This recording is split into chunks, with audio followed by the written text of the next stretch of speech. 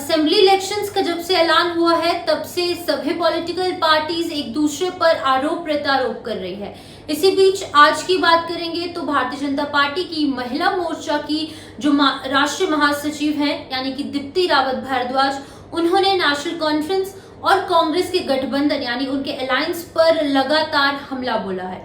उन्होंने कहा है कि जिस तरीके से एंटी नेशनलिस्ट सोच रखने वाली जो नेशनल कॉन्फ्रेंस का है उसका समर्थन कांग्रेस पार्टी दे रही है, कश्मीरियत के साथ भी खिलवाड़ किया जा रहा है। उन्होंने कहा कि हरि पर्वत और शंकराचार्य का नाम जिस तरीके से बदलने की बात नेशनल कॉन्फ्रेंस के मैनिफेस्टो में रखी गई है, इन सभी चीजों का फेवर करती हुई कांग्रेस नजर आ रही है, ये काफी ज्यादा गलत है। उन्होंने एक और बात यहाँ पर सामने रखी है। उन्होंने कहा है कि 3 दशक पहले यानी कि 30 साल पहले जिस तरीके से कश्मीरी पंडितों को कश्मीर से भगाया गया, उनका पलायन हुआ, जिसके बाद की पूरे भारतवर्ष में यानी कि अपने ही कंट्री में वो माइग्रेंट्स बनकर रहने को मजबूर हो चुके हैं। उनकी कहीं ना कहीं राइट्स जो है वो उनका खंडन किया जा रहा है। और वहीं पर और काफी ज्यादा आरोप जो है वो यहाँ पर दीप्ति रावत ने नेशनल कॉन्फ्रेंस पर लगाए हैं, साथ ही साथ कांग्रेस पर भी लगाए हैं। अब देखने वाली बात यह है कि किस तरीके से कांग्रेस और नेशनल कॉन्फ्रेंस जो है वो इन सभी चीजों का जवाब देगी, क्योंकि अगर लोगों की बात करेंगे तो लोग जो है वो काफी क्लियर है। उनका यही मानना है कि जो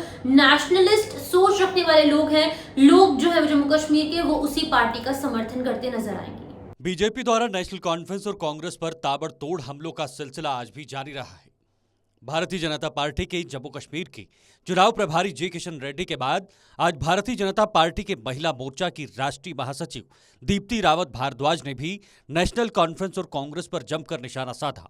दीप्ति भारद्वाज कांग्रेस और नेशनल कॉन्फ्रेंस पर आरोपों की बौछार करते हुए कहा कि नेशनल कॉन्फ्रेंस के कार्यकाल में 3 दशक पहले कश्मीरी पंडितों को घाटी से पलायन करना पड़ा और अपने ही देश में विस्थापित बनकर रहना पड़ा।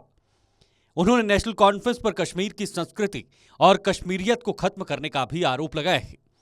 उन्होंने कहा कि नेशनल कॉन्फ्रेंस शंकराचार्य का नाम बदलकर तख्ते सुलेमान और हरिपर्वत का नाम बदलकर कोहे मारन रखकर कश्मीर के इतिहास और संस्कृति को मिटाने की योजना बना रही है और कांग्रेस नेशनल कॉन्फ्रेंस का समर्थन कर रही है।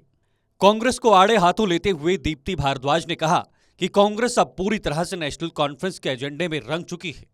इससे साफ हो जाता है कि कांग्रेस वे राष्ट्र विरोधी तत्वों के साथ जुड़ी हुई है और उनके मंसूबों का समर्थन करती है। जो हम बात करते हैं कश्मीरियत की, हम बात करते हैं कश्मीर में संस्कृति की, भारतीय संस्कृति की जब हम बात करते हैं तो आज उस पर भी एनसी जो है, जो नेशनल कॉन्फ्रेंस है, अब्दुल्ला परिवार की जो पार्टी है, मैं कहूँगी वो उस पर भी अटैक करती है, उसको भी नहीं छोड़ती है।